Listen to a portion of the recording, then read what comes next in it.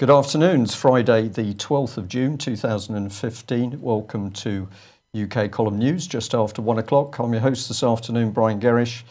With me in the studio behind the technical desk is Nick Green. And we're going to be joined by David Scott in his Northern Exposure Report from north of the border. And we're also hoping to have a telephone connection with Guy Taylor. Unfortunately, we won't be able to bring you video with that conversation with Guy Taylor, but hopefully the telephone communication system is going to work. So we'll see what happens there.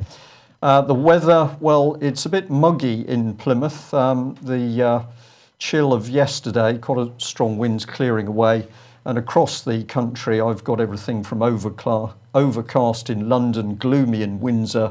Well, it would be, the royal family are there somewhere. And Manchester is lovely. So there we are, some happy news in Manchester. So let's just see whether David Scott is with us. Let's see whether we can bring him up. Are you there, David? I am, and greetings from a very sunny Perth. Brilliant. Okay. Well, I'm glad that the Telegraph's Arctic squirrels and beavers have managed to churn up enough of the tundra to give Scotland a bit of sunshine today. Yeah, global warming holds very few worries for us. Brilliant. Okay, well, we've mentioned the subject of telecommunications with Guy Taylor. We're just going to recap on part of a story we covered yesterday, which was about a mysterious intercept system appearing principally around London, Stingray, which was mimicking mobile phone masts. It was intercepting people's calls, recording data before passing on, through routing the call. Now, somebody kindly sent us an extremely interesting video interview that Sky News picked up. Encourage you to go and have a look at this. It's called Mobile Snooping. It's just 3.5 minutes long, but well worth watching. Here we've got Metropolitan Police Commissioner Sir Bernard Hogan-Howe. What's he saying? Well, he says, we're not going to talk about it, Stingray. That'd be giving information to the other side. So very, very interesting that we've got a senior policeman here snooping, spying is the correct word, on the British public. And when he's asked about it, oh my goodness, we can't talk to you, the public, about it because you might actually be part of the so-called criminal and terrorist threat. And the gentleman with him, Keith Bristow, Director General, National Crime Agency, what did he say? Well, there are some capabilities and tactics that we simply aren't going to talk about. So here we've got Britain's police, of course, originally run by a private company, the Association of Chief Police Officers, now taken over by NCPP. We've got the MPCC, got that the wrong way around, just corrected by my human auto prompt there.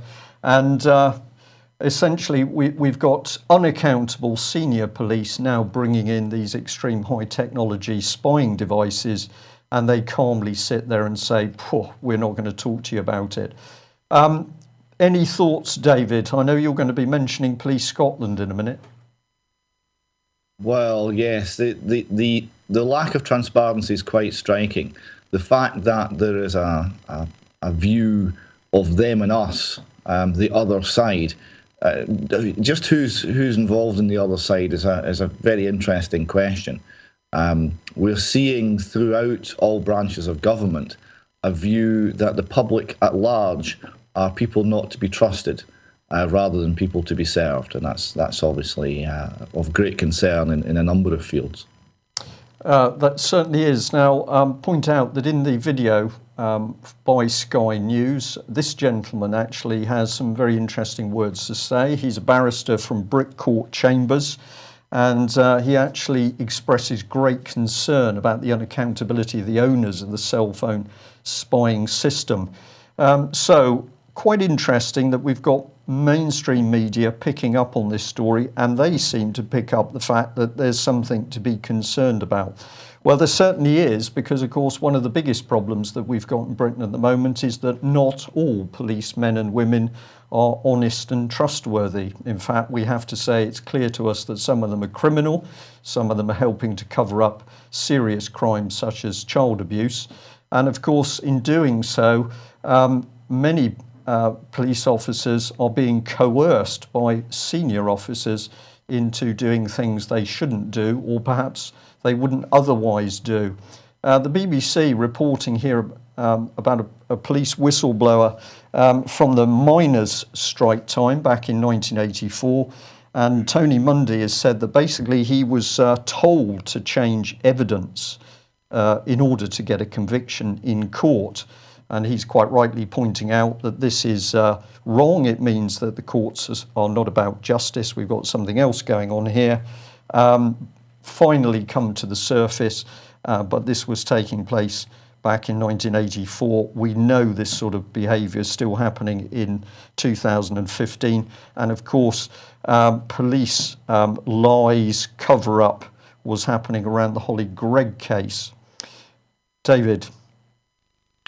Yes, we're seeing police lies and cover-up. We're getting information from other cases in the Aberdeen area as well. We're starting to see coming in that would suggest that there are further cases of individual officers and individual councils being involved in criminal wrongdoing. It was very striking, the coverage you gave the Linda Lewis case during the last week, and just how much the authorities in those cases have really been organised crime. If you look at their conduct, it is organised crime. It's not protecting the individual and the citizen. It's targeting them. It's targeting them. Well, we've been receiving some deeply worrying reports. We'll say just reports from the streets. That the establishment's game at the moment is to try and get amongst members of the general public that are trying to expose where there's fraud, corruption, criminality, child abuse at work, and somebody makes a slip up, they are going to be charged with perverting the course of justice. That was the fate of Ben Fellows, the man who spoke out and alleged that he was sexually assaulted by a senior member of government. At the moment, we are very short of news on Ben Fellows, so if anybody watching today knows what is happening with Ben and the trial, which I understand was planned well after the election, let's keep the election clear of any accusations of wrongdoing by politicians, of course, but we would certainly like some information about Ben Fellows and how he is getting on. But let's go north of the border, and you've chosen this particular headline featuring Sir Stephen House, Head of Police Scotland. David, what is all this about? Yes, this is from The National. Now, The National is an independence-supporting newspaper. I described it somewhat tongue-in-cheek as Pravda for Scottish people. But even Pravda for Scottish people is not able to stomach what Sir Stephen House has been getting up to. So this is him coming into conflict with the judiciary. And we've had both good and bad examples of the conduct of the judiciary in Scotland. They can, under certain circumstances, really be quite good. And when it comes to protecting their independence as they see it, you can get really quite first-class behaviour from the Scottish judiciary. And that goes to a very long tradition of independence. So what happened here? I'll just read a little extract from the report. There was a trial of a constable, PC David Carmichael. He was convicted of covering up drink driving on behalf of a colleague in Police Scotland. So he covered up for his mate, he covered up a crime, and he was arrested for this, he was tried, and he was sentenced to 7 months. Now, the Sheriff Dixon, at the trial said that there is ample evidence that there is a culture of cover-up in Police Scotland. And he said if that culture exists, then every superior officer and anybody involved in the training of the police must ensure that it is stamped out forthwith. This went down very badly with Sir Stephen House. So he tried a very ill-advised thing. He said he demanded to discuss the case with Sheriff Dixon's boss, which would be Sheriff Principal Brian Lockhart. This was rebuffed. Judges in Scotland essentially don't have bosses. They are independent, which means there is no boss. The fact that Sir Stephen House didn't know that shows a certain disregard for due process and Scottish legal traditions that's a little alarming in the Chief Constable. We then had the Sheriff Principal said Sheriff Dixon was entitled to draw from the facts before him that this cover-up may have not been a one-off incident. He adds that there is ample evidence to support the Sheriff's claims. These were carefully phrased expressions of concern justified by the evidence in the case before him. So we're seeing at least one example here of the Scottish judiciary speaking out against police corruption, and an attempt by Sir Stephen House to silence this call failing quite spectacularly. This is a very important thing, isn't it, David, that we've got here coming fully into the public domain, the fact that not just police officers, but we've got police officers lying, and then we've got the man in control of Police Scotland attempting to pervert the course of justice. The same man who has put armed police officers on the street in Scotland and then told members of the Scottish Parliament, it's my decision, nothing to do with you. This is very, very dangerous stuff. And of course, it adds a rubber stamp to the fact that if we look at the Holly Gregg abuse case, disgraceful case where, a young girl abused by a number of people, including members of the establishment.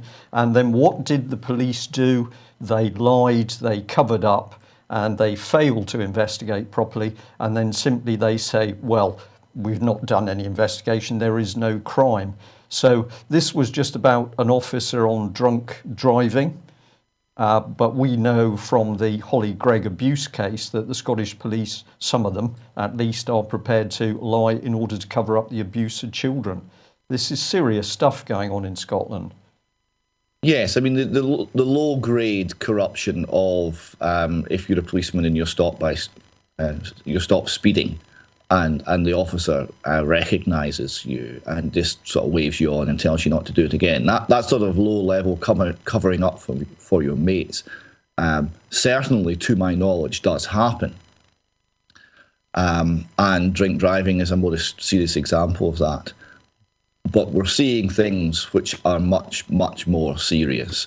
We're seeing a disregard for the law in the most grievous circumstances.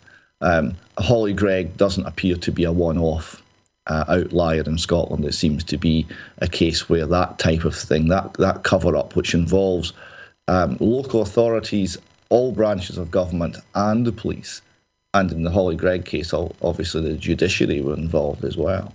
Yeah. All hooked together by the Crown Office and Procurator Fiscal Service and their decisions as to what to prosecute and what to investigate, which is extremely opaque. It leaves a system which is open to abuse, and it is being abused. And then, of course, we have former Procurator Fiscal Eilish Angelini, who was in post at the time of the Holly Gregg affair. Many people were pointing a finger at her as to what her involvement was, what she did know, what she didn't know, and indeed whether she did use public money to push through her court case against Robert Greene. Where does she then end up? She turns up in bed with the Metropolitan Police to produce their report on how they deal with rape victims. So this is the magic circle simply working its magic to cover up abuse, isn't it? Yes, Angelini is a very interesting case. She has provided, she won a sort of press complaints action against a legal magazine in Scotland some years ago. And it seemed to be tiptoeing around the truth. When Holly Gregg made her first allegations against members of her own family, Angelini was not the fiscal. But when the main allegations against the well-connected individuals, including the sheriff, were made, Angelini was the fiscal.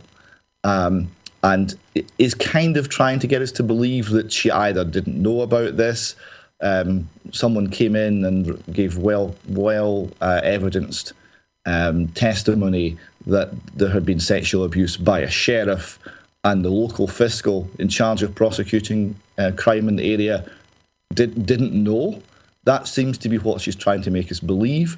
This is just not credible. And then, of course, when the complaints regarding the non-investigation of the Holly Gregg case reached higher up the tree, Angelini was in post there. She'd been promoted, and she was Lord Advocate. She was the head of the Crown Prosecution organisation in Scotland. So ultimately, she was taking the big decisions. And there's been a lot of vague statements to try and indicate that she didn't actually make the decision. She didn't actually decide to discontinue the Holly Gregg investigation. But we've been told by insiders within the Crown Office that in fact she did. She took the decision personally. And we know for a fact, because we've had it confirmed in writing, that she did get government money to carry out a private civil action against Robert Greene. We can't so far find out how much public money or what it was spent on, because to reveal that information would seriously damage the smooth running of the government of Scotland, we are told.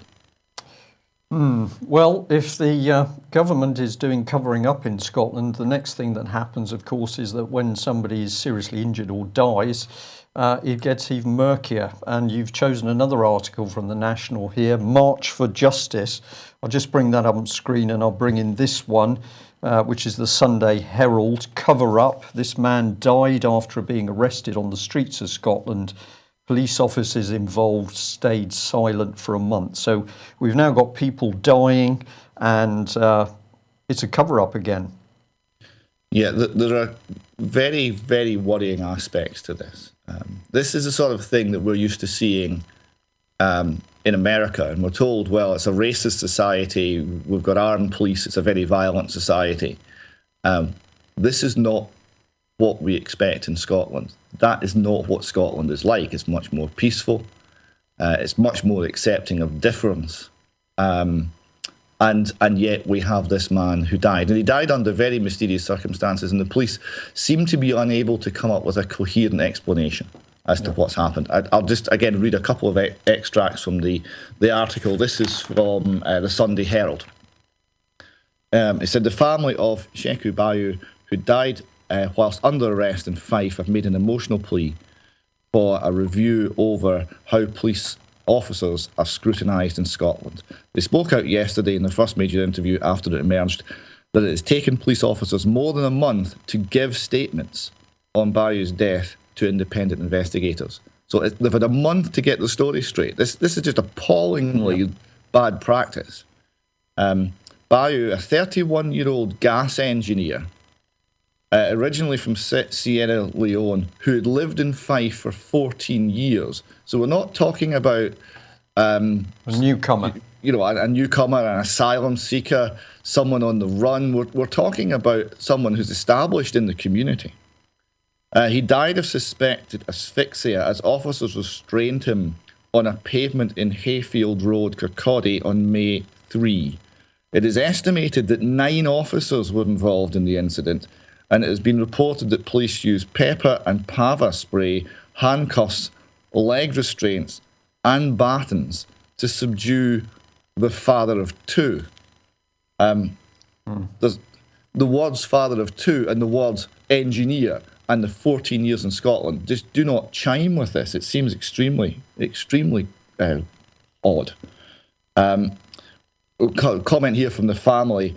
Sheck loved the community and the community loved Sheck. He was proud of Scotland. That's the Scotland we want to remember. We don't want to remember the Scotland of May 3 and what happened after. We have never said it's racism. You know why? Because 80% of Sheck's friends are white. It is not an issue about the community. It is an issue about a rogue element within the police. The thing is, if the police have nothing to hide, they would have come out and would say what had happened. What has come out is one Peter Watson, a solicitor for the Police Association, has been out and he's been publicly stating how violent this dead man was and how he was trying to stamp a slightly built WPC to death, and that's why he was restrained and ended up dead. So it's all the dead man's fault, according to Peter Watson and Police Scotland. So there are an enormous number of things that are not right about this, and the lack of a proper investigation, again, is the most striking. You do not wait a month before you question people over the death of a man, a father of two, and a man that it seems to have been a well-loved member of his local community. David, yeah, thank you for that. We are in deeply serious times here in UK, and of course this is the country which stands on the world stage. Well, we don't, but of course it would be David Cameron or Blair or Brown stand on the world stage lecturing other countries as to how they should run their affairs, and this sort of very, very dark, dangerous stuff is going on in this country. I'm just watching the clock a bit. You wanted to mention Charles Kennedy here, so I'll just say keep, if you will, just a minute or so on Charles Kennedy. I then want to get on to Jana, and I know that there are a lot of people at the moment waiting for us to give an update on Melanie Shaw, which we are coming to imminently. So here we are, Charles Kennedy. Well, just a brief note. One of the SNP campaigners and conducted such a campaign of hate against Charles Kennedy in the run-up to the election that he's had to resign from the SNP. And Mr. Kennedy's family feels so badly about how he was treated that the current SNP MP for his area, Mr. Blackford, beg your pardon, Blackford, has not been invited to the funeral. I think that says all you really need to say about how Mr. Kennedy was treated. In the run-up to the election, he lost both his mother and his father in quite short order. He was the main carer for his father. He wasn't attending the House of Commons as often because of the requirement of caring for his sick father, and was very heavily and publicly criticised about his lack of attendance at certain votes by the SNP Twitter campaign. And some of the other tweets that he got were extremely rude, extremely insulting, and utterly inappropriate. So a member of the SNP's had to resign. It shows an intolerance. It shows an aggression that is not traditionally Scottish. It's not the nation that I grew up in, and it's something that really shouldn't have any place in Britain, in any corner of Britain. Okay. Well, David, thank you very much for bringing us that report. I know you're a busy man today, so thank you for joining us. I'll move on through and we'll give that update to Melanie Shaw, which people are keen to receive, and then we'll see whether we can connect up with Guy Taylor. Thank you, David. Okay, thank you. Well, let's have a look at this situation. Many people will remember Beechwood Children's Home, Nottingham, the abuse that took place, and it was Melanie Shaw who whistle blew. She was an abuse survivor herself. She then talked about the abuse of many other children. That led to Operation Daybreak, where Nottinghamshire Police said that up to 150 children were involved, and it then the investigation spread to some 6 or 7 other children's homes. What happened to Melanie? Well, Melanie put in prison. Now, before we give an update on where we think Melanie is at the moment, we've got this very brave lady who has come forward, Joni Cameron Blair. She has appeared on an exclusive, it was actually ITN report, where she said that she was sacked for speaking out about abuse in children's care homes. So this woman was a professional. She was responsible for going and visiting children's homes, seeing what the standards were. She said she saw inappropriate touching, she saw children bullied, threatened. She reported it, and what did the establishment do to her? What did effectively social services do to her? They immediately shut her down, intimidated her, made her life hell, and forced her out. So we've now got the video testimony. We can't show that on our news, but it's freely available. If you go onto YouTube, you can see this woman giving her testimony to ITN, in which she is saying what happened, and the key fact, the abuse was going on. What did the authorities do? Well, she was threatened and bullied out of her job. So let's come on to Melanie Shaw, because last night there was a great deal of information flying around the internet that Melanie, who has been incarcerated in Sodexo profit-making prison HMP Peterborough, that Melanie had been released and the charges dropped. Now, we tracked this through last night, and apparently these allegations came from Paddy Tipping, the Nottingham Police and Crime Commissioner. We emailed him early this morning and asked if his office could confirm that he had stated that Melanie Shaw had been released and all charges dropped. But by the time that we've come on air, we hadn't had a response. So we tried some other avenues, and we can only say that we seem to get panic in the ministry as officials run scared of the sheer mention of abuse survivor Melanie Shaw. So the Ministry of Justice, a very nervous media spokesman, Dominic, refused to reveal if Melanie Shaw had been released, and he directed UK Column to the Crown Prosecution Service to answer if her charges have been dropped. Well, here we are, over to the Crown Prosecution Service. Let's remember Alison Saunders, the lady who's been gently protecting senior politicians, Alzheimer's. You can't possibly appear in court. She was the lady that her team worked night and day to get abuse survivor Melanie back in prison. What did they have to say? Well, they refused to reveal if Melanie's charges have been dropped. Now, this story becomes even more remarkable because a close friend of Melanie's telephoned HMP Peterborough this morning to inquire whether Melanie Shaw was still there, and they were surprised to be offered a visit with her. This was unusual because, in fact, it appears that almost nobody has been permitted to get in for a normal visit to Melanie while she's been in prison. And it would appear the inference from this is that Melanie is still in prison. However, for some reason, Sodexo is now saying, OK, you can visit her. So does this mean that Melanie is in prison about to be released? We don't know.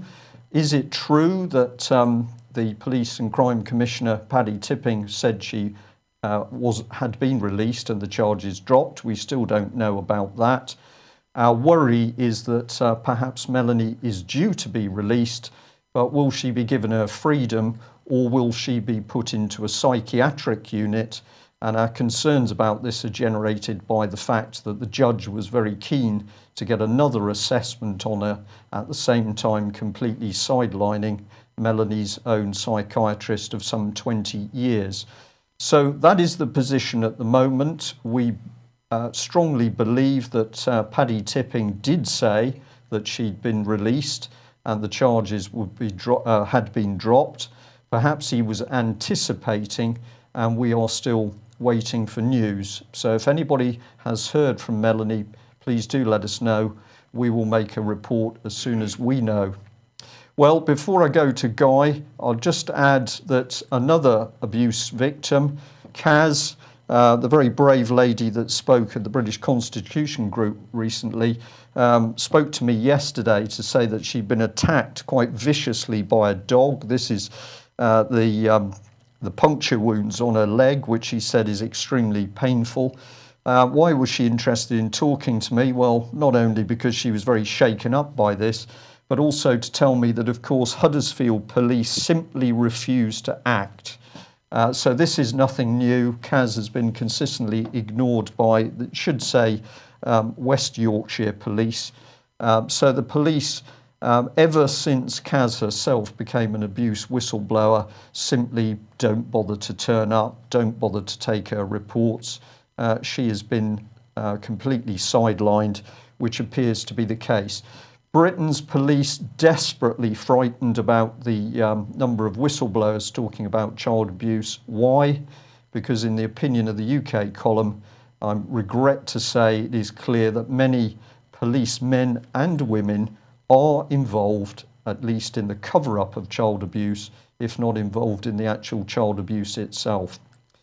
Well, with that report, we will see whether we can speak to Guy Taylor and give you some positive news on what Guy has been up to try and get back to common law and justice. Guy, do we have you? You do have me, Brian. How are you? I'm fine. Thanks very much for joining us. Not a problem. I'm at fault here because we should have been able to put a nice picture of you on screen, but I failed to put it in the queue. I'm going to say it was finger trouble. I'd like to claim that we couldn't do it due to the fact our budget is less than the BBC's 3.65 billion, but it was my fault. So, well, Guy, what have you been up to? Well, if we can continue in that vein, the end of last month, I was invited to a meeting in Nottingham where various activist groups came together to give support to Joni Cameron-Blair. She's a very brave lady. We all met there, and the point of this meeting is someone came up with a grand idea that if as many groups as possible throughout the UK come together supporting whistleblowers and making sure that the authorities are aware that large groups and various groups of people are coming together in support of whistleblowers, then we can get rid of the establishment closing ranks and criminalising them and doing all sorts of nonsense to them, as in the case of Melanie Shaw. So we've ultimately all got together and put out a press release to that point to Nottingham Council and to the Nottingham Police, so that they're aware that a lot of people have got her back, So that's continuing in that vein, and I think that it's very important that if groups, doesn't matter what the groups are doing, as long as they're all cohesive and all agreed on these subjects, we should all be supporting these whistleblowers and not leaving them to the clutches of the establishment. The establishment investigating itself is a nonsense, and as every day goes past, we're starting to realise that more and more. Guy, very important point, and I was lucky enough to be able to speak to Mickey Summers briefly last night, and of course he said to me that they'd made huge progress on forcing through an abuse survivor-led inquiry up there in Nottingham. That was extremely good news. And the other thing he said was there seemed to be a rift coming between Nottingham City Council and the County Council. Originally, both those authorities had responsibility for Beechwood Home. It now looks as if the City Council is very, very frightened of what's coming out. Were there people actually involved in the abuse? Whereas Mickey says that the County Council is much more reasonable and is actually starting to help the abuse survivors. Do you know any more about the inquiry and how they're getting on with that? I spoke to Mickey briefly this morning on the phone, and it's an ongoing situation. But yes, I mean, divide and conquer has always worked for the establishment, and I think it's starting to work for us on the other side of it, as it were. A lot of people obviously are engaged in the cover-up, and I don't think the public could possibly get their head around the amount of corruption that's going on around us. If you're not in the front line of this stuff, you don't necessarily see it, although the newspapers are showing it every day. Nottingham seems to be a hotbed of all this at the moment, or it's coming to the attention of people more easily in Nottingham because of the work of people like Mickey in Nottingham, doggedly pursuing this stuff. And obviously, as things progress, I'll keep you informed with what I can, Brian. Yeah. Yes, okay, thank you for that. The other extremely good point that you've raised there is about the way people work together. What we have seen in the past, of course, is that if there's one or two individuals that are campaigning hard on a subject, well, the establishment gangs up on them. What happens to them? They're bullied or intimidated or false arrests. But once the numbers increase, then, of course, the authorities have got a big problem. And what we'd like to see is people who've got concerns, they want to do something about it, but they've got to do it in, of course, a peaceful, a reasonable way, but numbers of people working together to dig out the truth and then to hold authorities to account every day, every minute of every day, every week, every month. That is what starts to cause the breakdown in the establishment, and that's, of course, what also encourages whistleblowers in the establishment. And I'll just say I do get frustrated sometimes when I see people use the word all policemen are bad, all press people are bad, all politicians are bad. This word all is very dangerous because that's not the case. And as you say, what we need to do is give support to people who are finally, albeit they should have done it before, but if they come forward to join the right side, they're whistleblowing, they're on the side of truth and justice, we've got to support them. Tell us about your other work, because I know that you're still progressing things in court. Yeah. Well, I mean, there's two major things on that, really, Brian. I mean, first and foremost, I've got a 2-day trial on July the 6th and 7th in Hereford Magistrates Court. This is concerning the events at Bodnam Manor and the possession of it. So that should be a very interesting 2-day trial. And if anyone wants to come along and support us, we'd be greatly appreciated. We're looking for some fun on that. Also, myself and John Hurst and Peter Kroll and a few others of us have been really pushing the envelope with the private criminal prosecutions angle.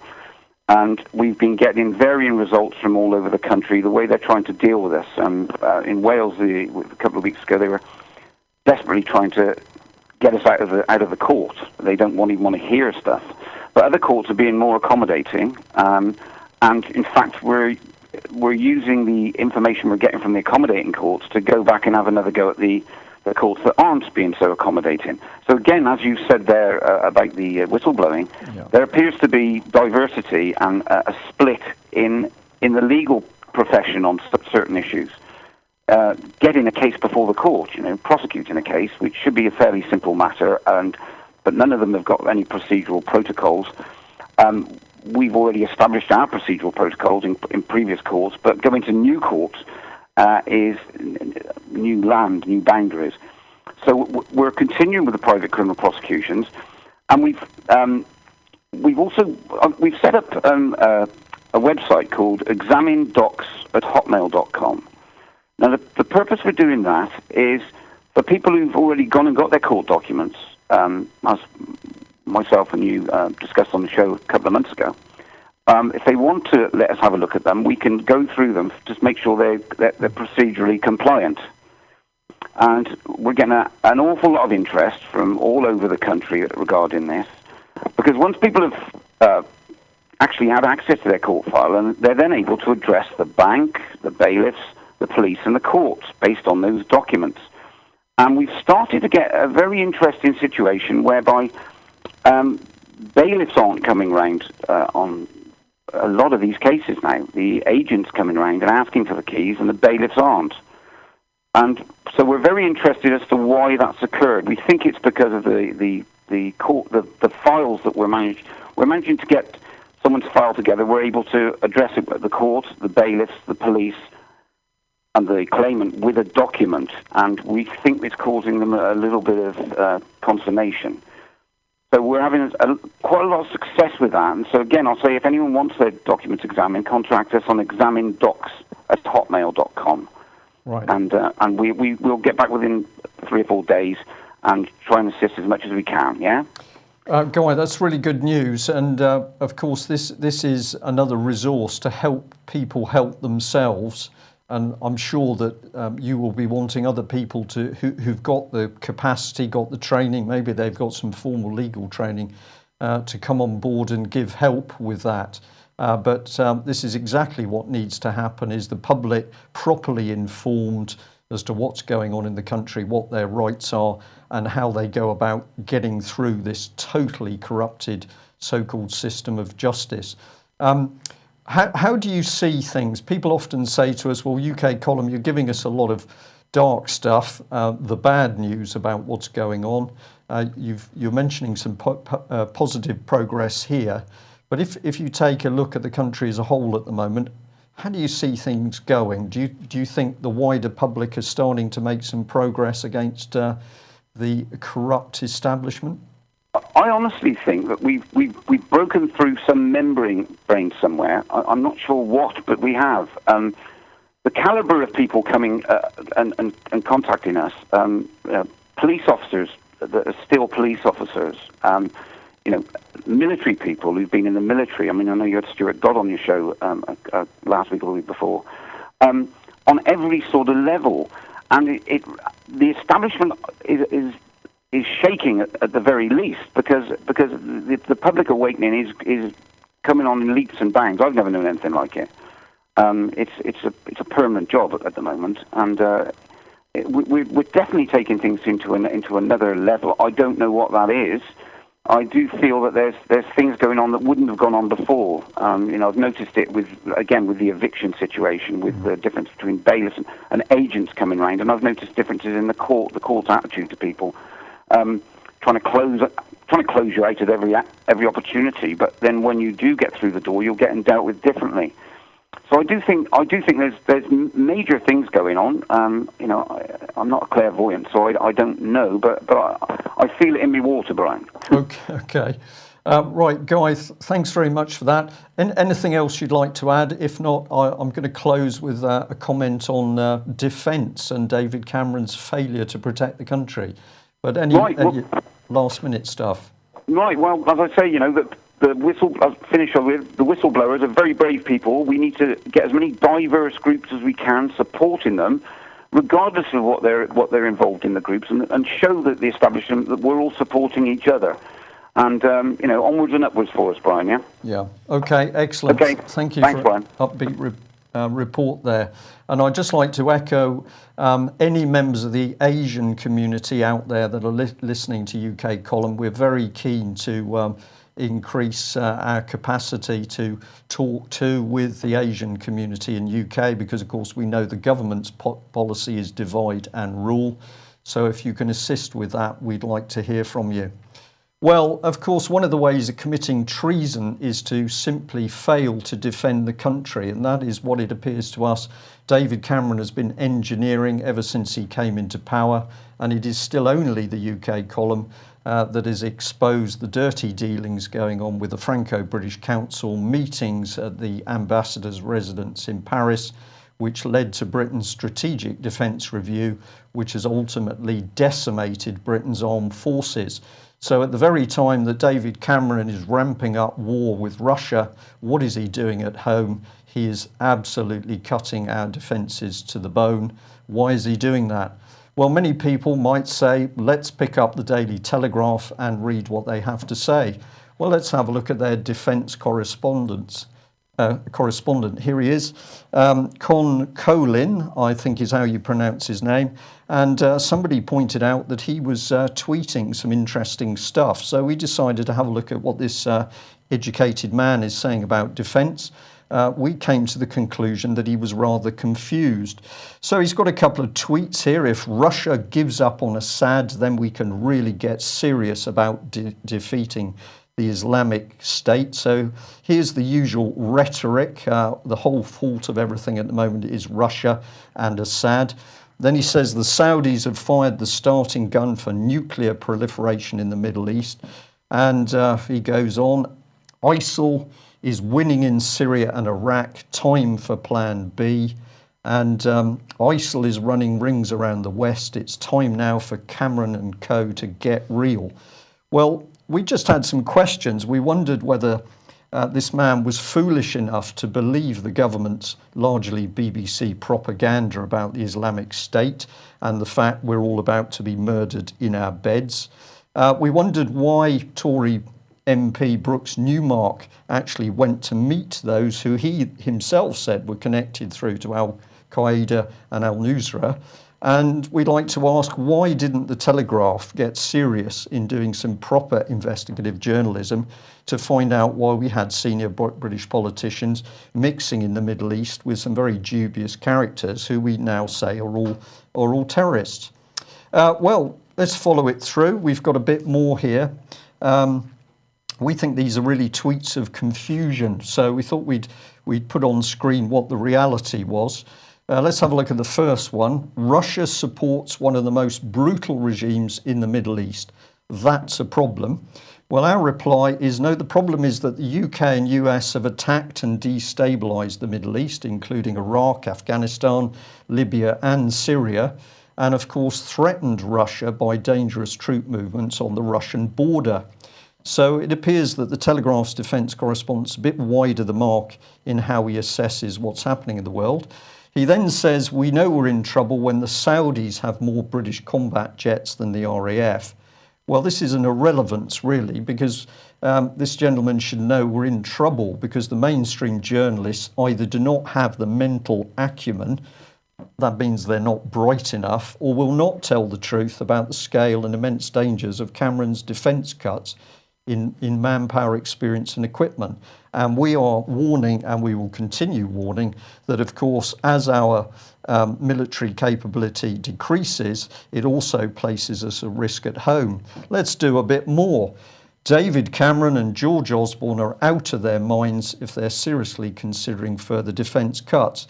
Well, maybe we might agree with him on this point. Certainly President Putin is allegedly saying he doesn't know how to deal with the British because they're being ruled by mad people.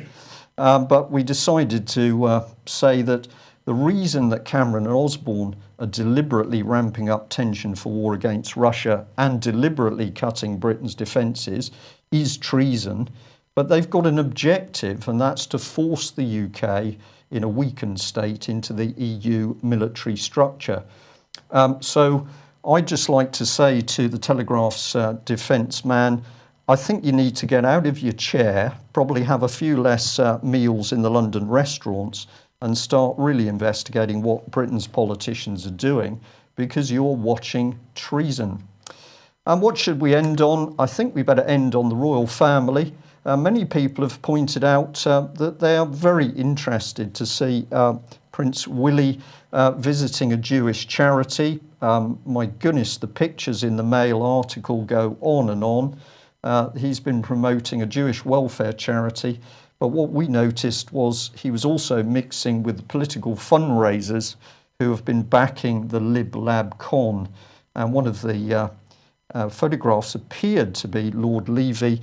We should remember that he liked nothing better than a cuddle with Tony Blair. Of course, many people do.